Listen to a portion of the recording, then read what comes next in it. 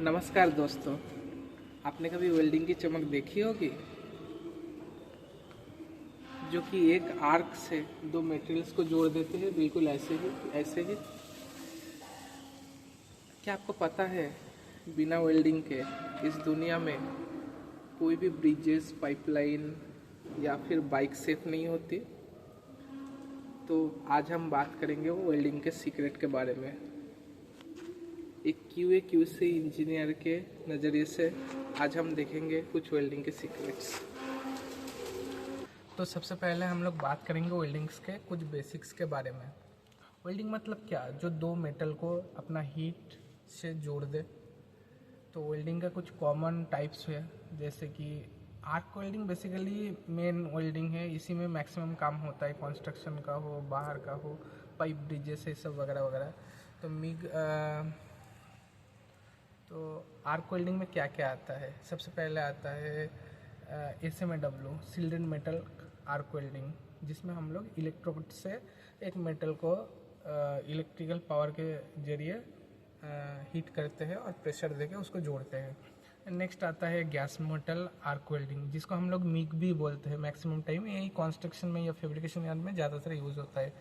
तो MiG welding बोलने से मटेरियल इनर्ट गैस, या GMAW बोलने से गैस मेटल आर्क वेल्डिंग। तो GMAW है क्या? वो आर्गन एंड ऑक्सीजन का मिक्सअप है, जिसमें एक इलेक्ट्रिकल आर्क निकलता है और उसमें से हम लोग वेल्डिंग करते हैं।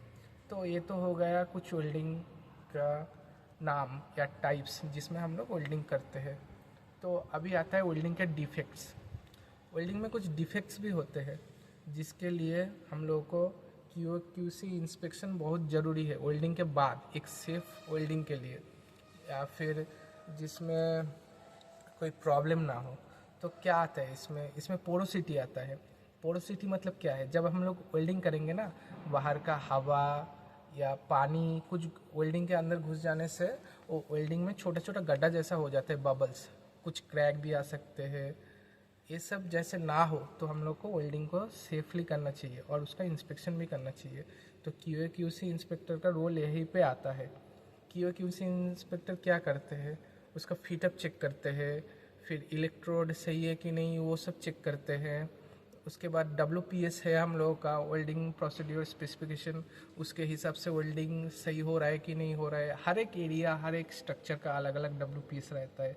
तो हम लोग उसी हिसाब से वेल्डिंग को चेक करते हैं और उसके बाद ही सेफली हम लोग बोल सकते हैं कि ये स्ट्रक्चर काम करेगा। तो दोस्तों, वेल्डिंग आपको एक छोटा सा प्रोसेस लगता है, लेकिन सच बात तो ये है कि बिना वेल्डिंग का ना दुनिया का कोई भी स्ट्रक्चर खड़ा नहीं हो पाता। तो वेल्डिंग कंस्ट्रक्शन में और हम लोगों की ज़िंदगी में बहुत बड़ा इफ़ेक्ट लाता है। तो दोस्तों, अगर आपको मेरा वीडियो पसंद आया और आप इसी तरह का कंटेंट देखना चाहते हैं तो मेरे चैनल को सब्सक्राइब कीजिए, और आपका एक लाइक और कमेंट मुझे मोटिवेट करेगा, और बने रहिए मेरे साथ। तो धन्यवाद। टाटा दोस्तों।